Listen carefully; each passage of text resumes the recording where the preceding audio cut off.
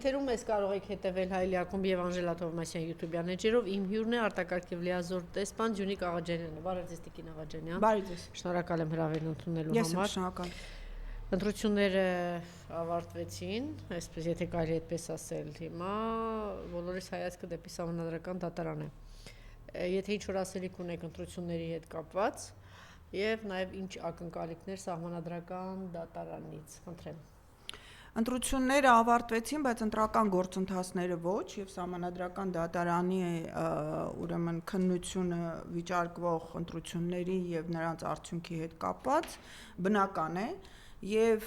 այս իշխանությունների աննախադեպիզմի գագաթնակետը դարձավ նաեւ ընտրական գործընթացներում աննախադեպ խախտումներն ու բռնաճնշումները, որոնց ենթարկվեցին ընդդիմադիր ներկայացուցիչները եւ ուժերը, թե նախընտրական շրջանում, թե ընտրությունների օրը խախտումների աներևակայելի դրսևորումներով եւ մենք տեսանք, որ հետընտրական շրջանում եւս նույն գործընթացները շարունակվում են։ Թե հաշվարկային ուրեմն հատվածում, թե դեռևս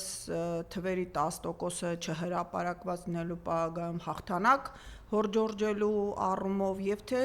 այսօր իսկ Սահմանադրական դատարանում բացահայտվող այն սարսափելի ծավալի խախտումները եւ ձայների խեղումները, որով փորձել են ապահովել իրենց համար գերգերագույն ուրեմն մեծամասնություն եւ կառավարության վերարտադրություն։ Մենք հասկանանք, որ եւ այստեղից էլ այս հարթակից էլ բազմիցս ասել ենք, որ այս անձնավորության եւ իր խմբակի հետևում կանգնած են արևմտյան ուժերը, որոնք տասնամյակներով աշխատել են այդ թվում նաեւ մեր երկրում գունավոր հեղափոխություն իրականացնելու համար, որը հաջողվեց 18 թվականին եւ իրենց ձեռան բերված իշխանությունը, որը սպասարկում է բացարձակապես իրենց գլոբալ ծրագրերը, իրենք ցանկություն չունեն զոհ տալու այսպես կոչված ժողովրդավարական սկզբունքների կամ արդար ազատ ընտրությունների կամ ժողովրդի կամքի արտահայտմանը եւ բնականաբար թե իրենց իջեցված դեսանտի միջոցով թե մոլդովական եւ փաստացիորեն հունգարական սցենարների խառնուրդ ուրեմն մեթոդոլոգիայով կարողացան հասնել նրան, որ գոնե փաստացի արձանագրեցին 49% ձայն, որը մեր խայտառակ ընտրական օրենսգրքի բանաձևերով, լուծումներով նրանց համար ապահովում էր ձայների մեծամասնություն։ Իսկ դե արդեն ձայնագողությունը փաստացիորեն Բարգավաճ Հայաստանի ձայների ակնհայտ, բացահայտ ընտրական այսպես խախտումով դա փորձեց ապահովել իրենց 3/5-րդը, որը անհրաժեշտ է տարբեր տեսակի պաշտոնների նշանակման եւ որոշակի օրենքների փոփոխության համար, որոնք անհրաժեշտ է սահմանադրական այսպես պրոցեսները առաջ տանելու համար։ Մենք արձանագրենք, որ այս իշխանությունները մինչև այս ընտրությունները ոչնչացրել էին բոլոր այն իրենց կողմից հայտարարված սկզբունքները եւ նպատակները, որոնցով իրենք եկել էին իշխանության, եւ մենք արձանագրել էինք, որ իրենք իրականացրել էին իրենց խոստումների տրամագծորեն հակառակը եւ դրա ցցուն դրսեւորումը թե Արցախն էր, թե Արցախի հայաթափումն էր եւ թե ընդհանրապես Արցախյան ուրեմն շարժումից, գոյամարտից եւ հայոց ցեղասպանության ճանաչումից հրաժարումը, այսինքն մեր ազգային նպատակներից հրաժարումը եւ մեր տարածքների այսպես նվիրաբերումը քաղաքական շահադիտական շարժառիթներից ելնելով։ Փաստացիորեն արձանագրեցինք նաեւ իրենց վերջին հենասյան փլուզումը, որը ազատ արդար ընտրությունների կամ իրենց կողմից հորդորջած, որ իրենց օրոք երբեք ընտրությունների չեն կեղծվել, թեև 21 թվականի ընտրությունների ժամանակ եւս ակնհայտ խախտումներ եղել են, ուղղակի ընդդիմությունը երևի հետևողական չեղավ դրանք այն ծավալով եւ այն ձևով վերհանելու, ինչ որ հիմա, քանի որ ցնցումը երևի թե պատերազմից հետո եւ նաեւ աշխարհաքաղաքական դերակատարների ճնշումը երևի շատ ավելի մեծ էր, քան մենք տեսնում ենք այսօր։ Սրանով արձանագրենք մեծ ակնկալիք Սահմանադրական դատարանից չունեմ, այն որ նրանք Սեդա Սաֆարյանին պահել են այս քննությունների ժամանակ ցույց է տալիս, որ իրենք միասնական դիրքորոշում չունեն Սահմանադրական դատարանում, առնվազն մեկ դատավորի վրա վստահություն չունեն եւ գուցե թե հաշվի առնելով, որ սահմանադրական դատարանում առնվազն 5 ձայն պետք է որպեսզի որոշումը համարվի կայացված, իրենց պետք էր Սեդա Սաֆարյանի նման ակնհայտ այսպես կողմնակալ դատավոր կոչվածի ներկայությունը, որպեսզի այդ որոշման անցկացումը հնարավոր լինի։ Եվ մենք կտեսնենք հետագայում խնդիրների էլ ավելի բարդացում, կխոսենք հայ-թուրքականից, կխոսենք ռուսականից, դրանք արդեն հաջորդիվ կքննարկենք։ Սանկցիաների ինչ հետևանքներ, սանկցիաներ ասեմ, թե արդեն նոր սահմանափակումներ։ Այո, սահմանափակումներ, հետևանքները։ Դե սահմանափակումների հետևանքները մենք ավելի ուշ կզգանք, որտեղ նոր են սկսել դրանք, այսինքն սեզոնային արտադրանքի ամեն մի հերթական ալիքի դեպքում տնտեսությունները եւ գյուղարտադրողները հարված իրենց վրա կզգան եւ մենք կտեսնենք հասարակության հերթական շերտերի ավելացում այս վնաս կրածների շարքում։ Եվրամիությունը մեզ այսպես միլիոններ խոստումներով կփորձի ինչ որ միտեղ սփոփել, բայց դրանք նախ հիշենք, որ դրանք նվիրատվություններ չեն, դրանք մեր վարկային գիծն են ավելացնում, հետեւաբար մեր պարտքային կախվածությունն են ավելացնում,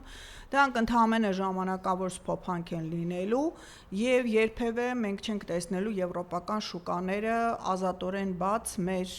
տնտեսվարողների համար, թե օբյեկտիվ, թե սուբյեկտիվ պատճառներից ելնելով, օբյեկտիվը զուտ հեռավորությունը եւ արտադրանքի արդեն մրցունակության նվազումը այդ ճանապարհը անցնելու ժամանակ եւ սուբյեկտիվ, որտեղ Եվրոպան երբեք իր շուկաները ազատորեն չի բացել որևէ մեկի առջեւ, հաշվի առնելով, որ մեր գյուղարտադրանքը մրցակից է իրեն շատ անդամ երկրների արտադրանքի հետ եւ մենք դրա ակտիվ դրսեւորումը տեսել ենք թե ուկրաինա-լեհական ուրեմն խնդիրներում, թե հոլանդական արտադրողների, թե ֆրանսիական, կհիշեք գյուղարտադրողների տարիներ շարունակվող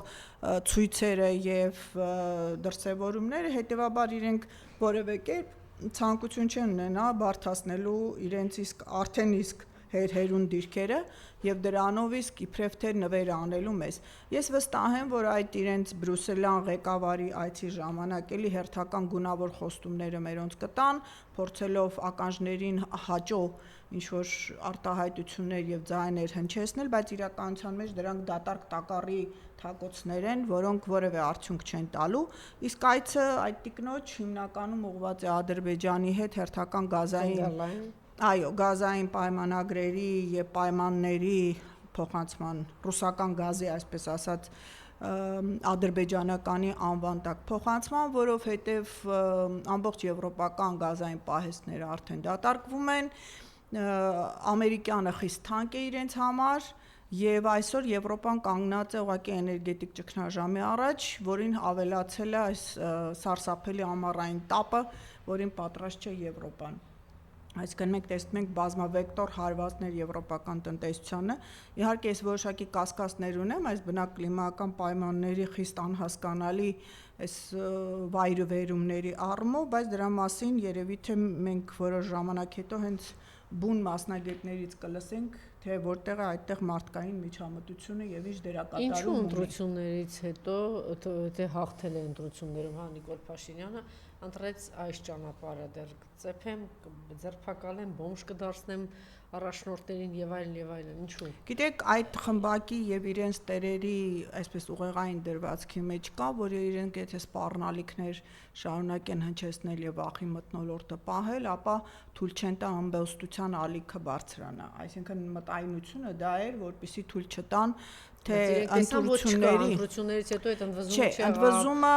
գիտեք, ընդվզումը ներքին այսպես կուտակման փուլում է, այն բողոքը, այն դժգոհությունը, որ հանրության մեջ կար, որը կարող էր թոթափվել, եթե ընտրությունների արդյունքում իրենք հեռացվեին իշխանությունից, չի եղել, այսինքն այդ կուտակված էներգիան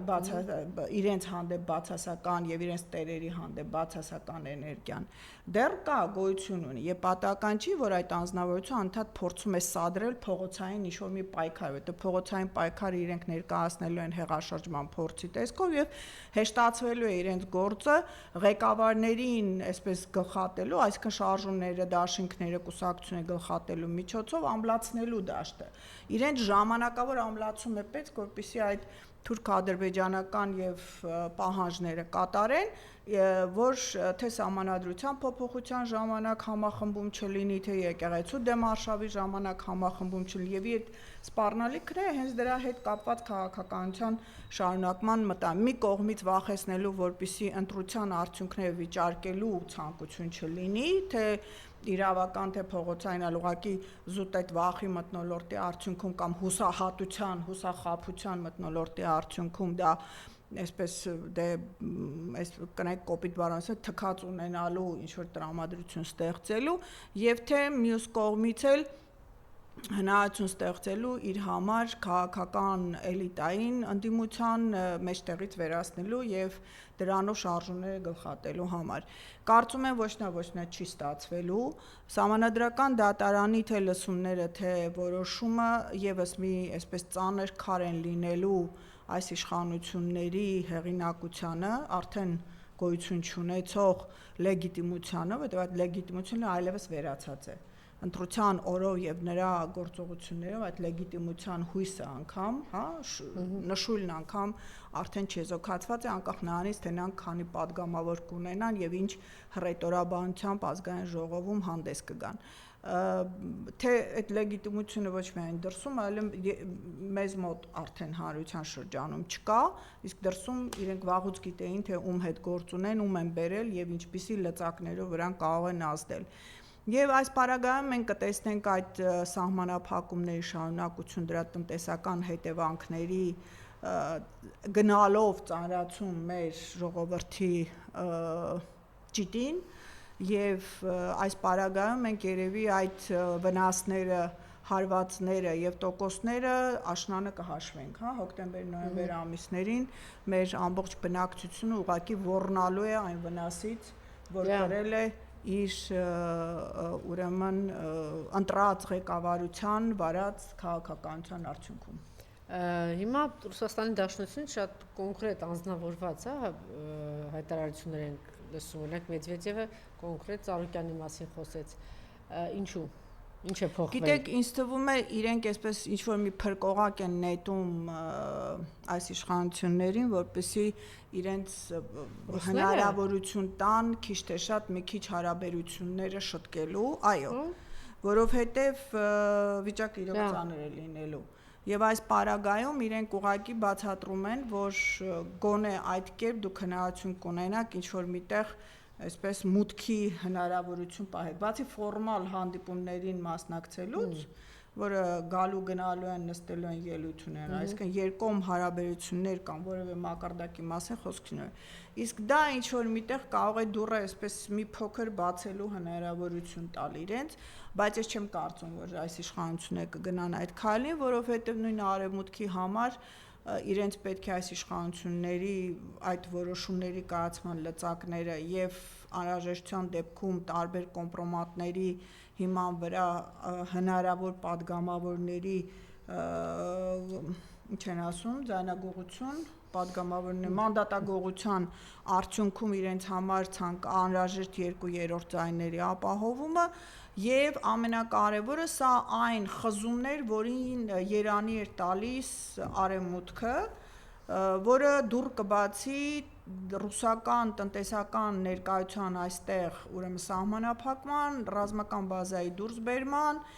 եւ ռուսական ազդեցության չեզոքացման, թուլացման ու ի վերջո վերացման համար։ Այսինքն այն ինչ որ արևմուտքը ձգտում էր, հիմա Ռուսաստանը իր արդարացված հիմնավոր քայլերով, բայց այդ ճանապարհը բացել է եւ բնականաբար արևմուտքը թույլ չի տա այս իշխանություններին անկախ նրանից թե մենք ինչ տնտեսական վնասներ կորուստներ կրելու, որի մասին իմիջիայլոց հայտարարել էր, չէ, Ամերիկայի դեսպանը Թուրքիայում, որ չէ, ԵԱՀԿ-ում Ամերիկայի դեսպանը, որ Հայաստանը եւ հայ ժողովուրդը պիտի պատրաստ լինի մի քանի ցուրտ ձմեռների եւ տնտեսական ճգնաժամերի։ Դա ես հիշեցնում եմ, հիշեցնում եմ, որ իմանան աղբյուրը որտեղից է, էլի, հեղինակը ծրագրի որտեղից է գալիս։ Իսկ սա ապահովելու է դա իրենց ցանկությունը, բայց մեղավորության սլաքները բնականաբար այս հմուտ կառավարիչների կողմից ուղղվելու են դեպի Ռուսաստանը։ Բայց կարծում եմ Ռուսաստանը ինքն էլ գիտակցում է դա եւ որոշակի քայլերով փորձում է ուղղակի մեր բնակչությանը բացատրել, թե որքան օգուտ են ստանում Ռուսաստանի հետ հարաբերություններից, ընդ որում այդ հարաբերությունները երբեք քաղաքական պահանջների ենթատեքստ չեն ունեցել ի հակառակ թե եվրոպական, թե ամերիկյան քաղաքականության, որոնք իրենց ցանկացած այսպես բարի ցանկությունը բազում պահանջներով ու պարտադրանքներով են զուգորդել, որ մեր ժողովուրդը մի քիչ սկսի գիտակցել, թե իրականում իր շահը եւ օգուտը եւ անվտանգությունը որտեղ է գտնվում։ Հետն արդեն գցել են իրենց ոտքերին, Սամվել Կարապետյանն է քիչ առաջ ասել, դատարանում է հիմա ինքը եւ նաեւ ասել է, որ շուտով Փաշինյանն է դառնալու իրենց ընդդիմադիր, այսպիսի հայտարարություններ է արել։ Գիտեք, ես կցանկանայի եւ ասել է մենք ընդդիմությունը ունի ինչ-որ ծրագրեր։ Ես Երանի կտայի, որպեսզի իր խոսքերը արդեն 3 իրականություն դարձած լինեին, խոսքս ձեր նշած անձի ընդդիմություն դառնալու, թեև ընդդիմություն երևի չէ ինքը մեղադրալի կարգավիճակում կհայտնվի անմիջապես, բայց դեռ ճանապարհ ունենք գնալու, որովհետև անկախ նայած թե ինչ հսկայական քանակի եւ ծավալի ընտրախախտումներ են եղել, կա հարության մի որոշակի շերտ, որը ձայն է տվել սեփական շահի, վախի, սպառնալիքի, տարբեր այսպես դատողություններից եւ դեպի Եվրոպա գնալու իրենց ձգտումներից, թե չգիտես այդ Եվրոպայում ինչ են ցանել, որ այդքան գրավիչ է իրենց համար, այն էլ այսօրվա Եվրոպայում, որը բացարձակապես դարձել է ֆաշիզմի հովանավորող եւ ցեղասպանական գործողություններ մշակող ուրեմն կենտրոնների համախումբ։ Այս պարագայում մենք իրոք գործ ունենք այս կուտակվող դժգոհության հետ, որին կավելանա նաև այս մեր արտադրողների բողոքը, որովհետև սա միայն գյուղմթերք արտադրողին չի վերաբերում,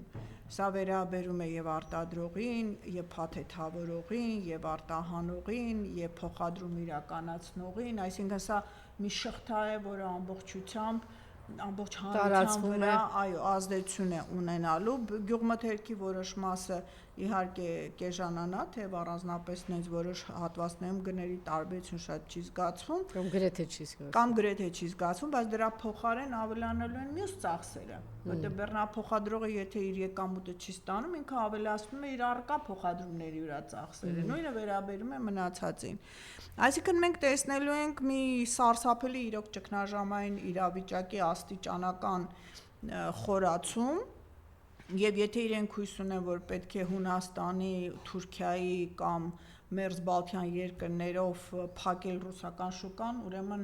իրենք տնտեսության եւ կառավարման հետ նույնքանով առնչություն ունեն, որքանով կապիկը օդաչու լինելու։ Վերջում ինքնաթիռը բնականաբար կործանվում է։ Եվ վերջին հարցը Իսրայելի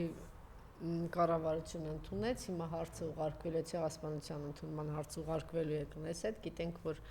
2 շաբաթից իրեն գնում են արձակուրդ եւ հոկտեմբերից նոր ընտրություններ են։ Ինչու այս փուլում արժե ոգևորվել, ինչ-որ բան սպասել ակնկալել, թե ոչ։ Ոգևորվել ինձ թվում է չարժի, որովհետեւ մենք գիտենք այս ցավոք սրտի եմ ասում, իսրայելյան ղեկավարության տասնամյակների դիրքորոշումը եւ անգամ իրենց կողմից օրենք ունեն, որով հոլոկոստը հռչակել են բացառիկ, բացառիկ եւ այս առումով իրենք անգամ ՄԱԿ-ում ցեղասպանության հանցագործության քննարկումների ժամանակ ամեն կերպ խոչընդոտում էին հայոց ցեղասպանության նշմանը, արձանագրմանը եւ այս պարագայում մենք գործ ունենք զուտ առևտրային գործարքի հետ, որը այսօր իրականացվում է Իսրայել, նահանգներ, Թուրքիա հետին պլանում Ադրբեջան գծի վրա։ Սա կապված է մերձավոր արևելքի վերաձևումների եւ Իրանի դեմ պատրաստվող ցամաքային հարձակման հետ, որովհետեւ արդեն իսկ այս մարտի գործողությունների ժամանակ պետք է այդ ցամաքային հարձակումը տեղի ունենար։ Ըստ տարբեր տեղեկությունների հունվարյան այդ ցույցերի ժամանակ 7000-ից ավել զինված մարդ է Թուրքիայից թափանցել Իրան, օգնելու ներքին ըմբոստության ուրեմն խրախուսմանը, բայց պատերազմի վերսկսումից օրեր անց արդեն քաղաքական դաշտը հասկանում էր, որ այդ գործողությունը ձախողված է, եւ Թուրքիան բացարձակապես ցանկություն չուներ իր տարածքը, կարողությունը եւ կուտակած զինուժը դնելու արդեն իսկ ձախողված գործի մեջ, նրանք պատրաստ են Բորենուն հարձակվելու, երբ որ արդեն զոհը վայր ընկած է եւ իր պատառը պոկելու, բայց ոչ երբեք իրենք էական ներդրում ունենալու եւ ասեմ Էրդողանի քաղաքականությունը 20 տարվա ընթացքում հենց դրան էլ ուղղված է եղել, ամեն ինչ խաղել, ամեն ինչ պոկել, որպես ՆԱՏՕ-ի հիմնական դաշնակից Մերձավոր Արևելքում լինելու անվան տակ, նրանց կամքի կատարողի եւ այդ թուրանական ծրագիրն էլ մեջտեղ է բերվել հենց այդ գործիքակազմը օգտագործելու համար, Արցախը նվիրաբերեցին այդ նպատակով, այս TRIP կոչվածը ստեղծվեց այդ նպատակով եւ հիմնական նպատակը Իրանի բզկտումն է, իսկ Իրանի բզկտումը պետք է իրականացվի նաև ցամաքային գործողության միջոցով, որին անմիջական մասնակցություն պիտի ունենան եւ Թուրքիան եւ Ադրբեջանը, իսկ Թուրքիայից դեպի Ադրբեջան Արցախի օկուպացված տարածքներ զենքի զինամթերքի եւ մարդուժի տեղափոխումը պիտի կատարվի TRIP-ով։ Այսինքն այս ցիկլի խաթարման պատճառով Իսրայելը սարսափելի վնասներ կրեց, քանի որ հնարավոր չեղավ Իրանին կործանման հասցնել, Մերձավոր Արևելքում, արաբական երկրներում Ամերիկան կորցրեց իր դիրքերը, ոչ միայն ռազմաբազաները, այլև քաղաքական հեղինակությունը էական հարված ստացավ եւ ֆինանսական սարսափելի կորուստներ ունեցավ, որտեղ այն 13 միլիարդը, որ խոստացվել էր իրեն արաբական երկրների կողմից հոդս են ցնդել արդեն, նոր ռազմական գնումներ բնականաբար արաբական երկրները Միացյալ Նահանգներ չեն իրականացնի, քանի որ նույնատիպ զենքերի շատ ավելի մատչելի գներով տարբերակները առկա են, ել չեմ ասում, որ ամերիկյան ռազմական արդյունաբերությունը հաջորդ 30 տարվա համար այսպես հերթի ցանկ ունի, որ պիտի դեռ լրացնի, այսինքն արաբական երկրները թե այսօր գրանցվեն 30 տարի հետո նոր իրենց հերթը հասնելու, ես նրանք այդքան ժամանակ չունեն սպասելու, շատ լավ գիտակցելով, որ առաջիկա 10 տարին թե Մերձավոր Արևելյան, թե համաշխարհային մակարդակով վերաձևումների տեսակետից շատ կրիտիկական են լինելու, այսինքն շտաբ կարգով տարի ու կեսվա մեջ համալրման խնդիր է դրված։ Գնալու են նաև քաղաքական ճամբարների վերաձևում, շատ հետաքրքիր կերպով, մենք կտեսնենք էմիրությունները, որը հարել է նահանգներին եւ Իսրայելին մի կողմից, Բահրեյնի հետ մեկտեղ, մնացածները ավելի չեզոք նեյտրալ Իրանի հետ, Պակիստանի հետ, այլ ճամբար ձևա տարբեր բանաձևերով համագործակցության շերտեր կտեսնենք։ Մենք կտեսնենք նաև շատ արագ կերպով այսօր իսկ արդեն ընթացքի մեջ է Իրանից դեպի Չինաստան ցամաքային հաղորդակցության ուղիների վերանորոգման, վերակառուցման եւ օգտագործման տեմպեր արդեն իսկ կարծեմ 7 ճանապարհ օգտագործվում է, որպեսզի ցամաքայինի պարագայում, ծովայինի պարագայում խնդիր չունենան ցամաքայինով այդ մատակարարումն ապահովել, որը կօգնի նաեւ Չինաստանին բացի Ռուսաստանից կախվածությունից այլընտրանքային հնարավորություններ ունենալ, բայց նաեւ կձերբազատի Չինաստանին ամերիկյան այդ ծոցերը փակելու միջոցով Չինաստանին խեղճացնելու հնարավորությունից, այսինքն Չինաստանի համար եւս սա ցանկալի այլընտրանքային զարգացում է, որը կապահովագրի իր անվտանգային ուրեմն տնտեսական գոյության եւ գործունեության անսասանությունը, եթե քրիտիկական իրավիճակներ նույն Թայվանի հետ կապված ստեղծվի եւ այլն։ Մենք շատ հետաքրքիր զարգացումների փուլում ենք, ես իրոք ցավում եմ, որ չկարողացանք այս этаպում այս ազգակործան իշխանությանը հեռացնել, բայց կարծում եմ զարգացումները լեգիտիմությունը ինքը կորցրել է, այսինքն մեծ չկա, դա հիմքեր չի ստեղծում, որ ավելի արագ հեռացնելու հարցը։ Գիտեք, արագ հեռացնելը դրսի ուժերի միջոցով չի կարող։ Ասում եմ, ես լեգիտիմ եմ, ժողովրդին իր ձայնն է տվել եւ այլն, ակնհայտ էր, որ մեծ ահռելի 350,000 կեղծված ձայների մասին է խոսքը, գողացված ձայների մասին է խոսքը եւ դրանով է Նիկոլը կարողացել տերորով, այո, դարձել ընտրել, ԿՊ-ն այդ տոկոսները հավաքել հիմա։ հիմքեր չի ստեղծում, որ Տեսեք, մենք պիտի դադարենք դրսից ինչ որ մարդկանց միջոցով փոփոխություն ակնկալել։ Իրենք կարող են օգնել, կարող են օժանդակել, բայց երբեք մեր փոխարեն այդ գործը չեն անելու։ Եվ բացի ամերիկյան իշխանություններից մնացած որևէ իշխանություն, հատկապես ռուսականը, երբեք հեղաշրջումներ չի կազմակերպել այլ երկրներում։ Այսինքն, այս պարագայում ամերիկյան իշխանության դրածոն նստած է։ Այսինքն ինքը իր դրածոյին,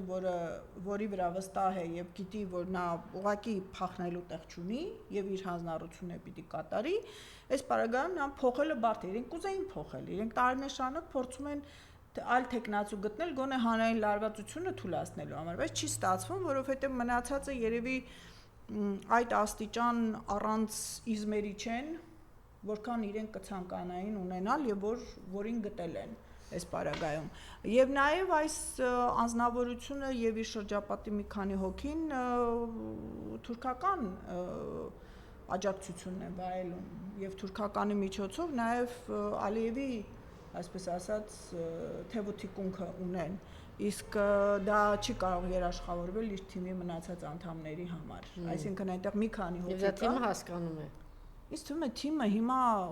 ասում եմ, թիմն էլ առանձնապես խուսանավելու տեղ չունի, որտեղ իրենք այնքան են թաթախված թե ֆինանսական, թե քաղաքական հանցագործությունների այդ ամբողջ նախքին դատախազ են դհոլչին։ Իր համար չաղ ու բախտավոր ապրում է։ Այդ հիմա է, բայց ինքը գիտի չէ ինչ հանցագործություն է կատարել եւ ինքը գիտի վրա ինչ լծակներ կան։ Չէ, իրենք գիտեն, որ իրենք հիմա ինչերի մեջ են եղել, հիմա տեսնում եք, իրենք հիմա ընդդիմադիր հայտարարություն են անում ու բան։ Նայեք, իրենք հիմա փախնելու տեղ չունեն, այդ շրջանից դուրս գալու տեղ չունեն, որտեղ գիտեն, որ իրենք բոլոր թելերով կախված են այդ խմբակից եւ այդ խմբակը իրենց վրա ունի բոլոր լծակները պահելու ազդեցության գոտում։ Այսինքն այդ վախից, որ իրենք եթե փորձեն ինչ-որ մի